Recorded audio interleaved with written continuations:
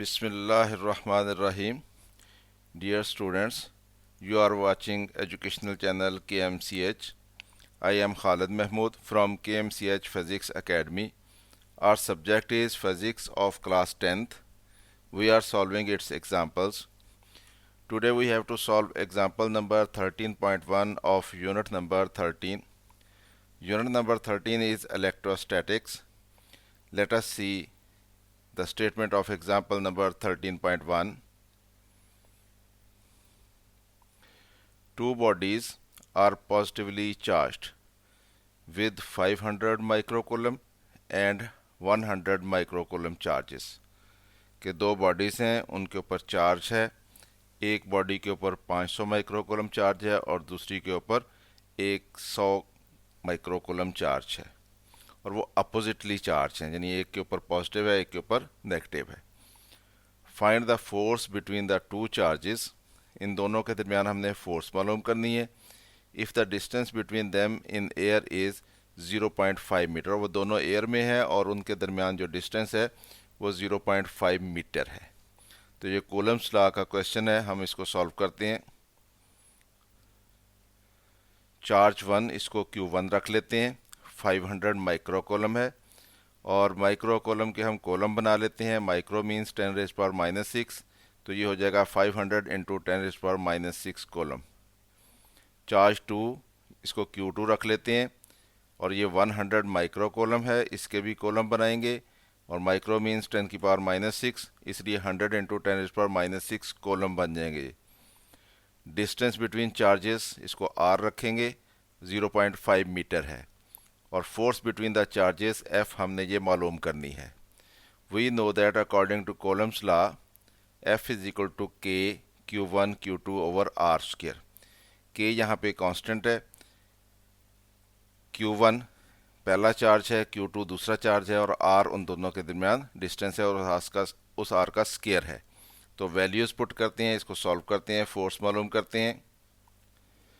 F is equal to K की value 9 into 10⁹ newton metre square पर coulomb square होती है।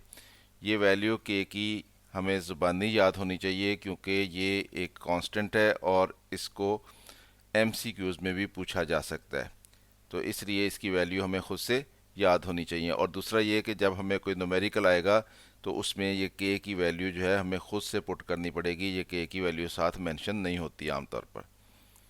तो ये हमने K की वैल्यू लगा दी 9 इंटू 10⁻⁹ न्यूटन मीटर स्क्वायर पर कॉलम स्क्वायर और ये हमने Q1 की वैल्यू लगा दी 500 इंटू 10⁻⁻⁶ कॉलम। ये हमने Q2 की वैल्यू लगा दी 100 इंटू 10⁻⁻⁶ कॉलम। ये हमने R की वैल्यू लगा दी 0.5 मीटर और उसका स्क्वायर है R का, तो स्क्वायर कर लिया इसको। तो सबसे पहले इस स्क्वायर को खोल लेते हैं, 0.5 का स्क्वायर 0.25 बनेगा और मीटर का स्क्वायर आ जाएगा हमारे पास। इस 500 को हमने इस 100 से मल्टीप्लाई कर दिया, ये 50,000 बन गया। इस 10⁻⁻⁶ को 10⁻⁻⁶ से मल्टीप्लाई किया तो ये 10⁻⁻12 बन गया और ये कॉलम के साथ मल्टीप्लाई होकर कॉलम का स्क्वायर बन गया। अब ये कॉलम की पावर -2 है, ये कॉलम की पावर 2 है, ये आपस में कैंसिल हो जाएंगे। ये ऊपर मीटर का स्क्वायर है और ये नीचे मीटर का स्क्वायर है, ये भी आपस में कैंसिल हो जाएंगे और यूनिट हमारे पास सिर्फ न्यूटन रह जाएगा। ये तो 9 into 10⁻⁹ Newton into 50,000 into 10⁻⁻12 over 0.25 आ जाएगा हमारे पास। अब इस 50,000 को जब हम इस 9 से मल्टीप्लाई करेंगे तो ये 450000 हो जाएगा और 10 की पावर 9 इस 10 की पावर -12 से मल्टीप्लाई होगा तो 10 की पावर 9 - 12 आ जाएगी और नीचे हमारे पास 0.25 है। अब ये ऊपर 10 की पावर 9 - 12, ये 10 की पावर -3 बन जाएगी।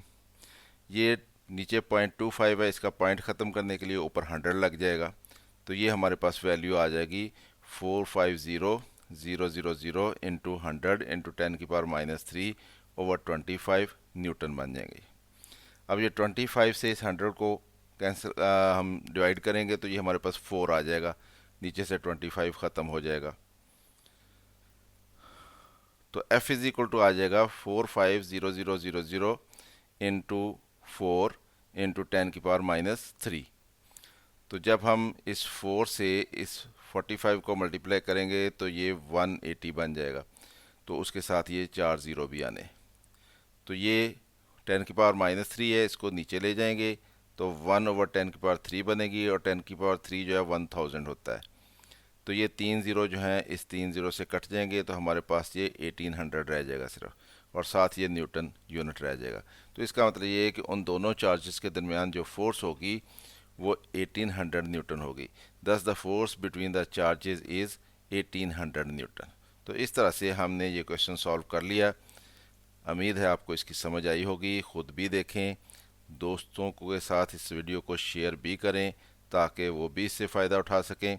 चैनल अगर अभी तक सब्सक्राइब नहीं किया तो इसको सब्सक्राइब कर लें ताकि KMCH फिज़िक्स एकेडमी की तरफ से आपको इस तरह की मज़ीद वीडियोज़ मिलती रहें। अगर वीडियो पसंद आए तो उसको लाइक भी कर लिया करें। मेरी तरफ से अल्लाह हाफ़िज़। शाद रहें, आबाद रहें।